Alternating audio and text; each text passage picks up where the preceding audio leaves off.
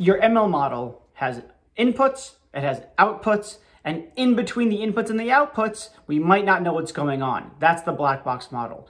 And there are various solutions proposed for black box models. Data scientists in particular use tools like LIME and SHAP to figure out what's going on in that black box. Now, there's a deep, important question as to whether or not the explanations those data scientists are getting are any good. Are they actually reflecting what's going on inside the black box? Or rather, is it a distortion of what's going on inside the black box? Put that issue to the side. Let's assume, for the sake of argument, that the explanations are good for data scientists. Nonetheless, LIME and SHAP are not near sufficient enough to solve the explainability problem.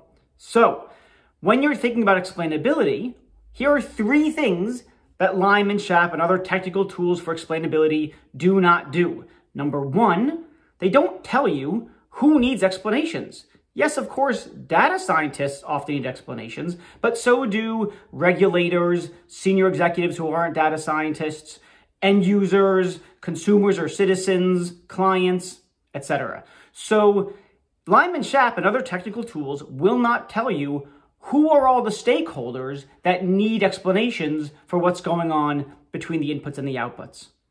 Number 2, LIME and SHAP and other technical tools will not deliver explanations in the language that your explanees need it in. LIME and SHAP and other technical tools speak the language of data science, but most consumers, most citizens, most users, most regulators, most senior executives are not data scientists, and they can't understand the language of these technical tools. So LIME and SHAP is not going to do that translation for you. That's something that has to be done outside of those technical tools. For instance, do your explainees speak English well? Is it their native language? At what grade level? LIME and SHAP not going to tell you that stuff.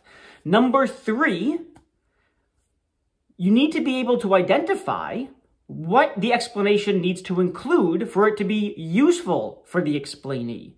If your explainee wants to understand or assess whether or not it's compliant with regulations, whether it's compliant with internal policies, if they want to use it, they need the explanation so that they can use the AI tool better, if they need it so that they can change their behavior so that they can get a better decision the next time, for instance, if they were denied a mortgage, then the explanation needs to include things that allow the person to alter their behavior in light of understanding how the model works. So those are 3 things you're not going to get with technical tools for explainability.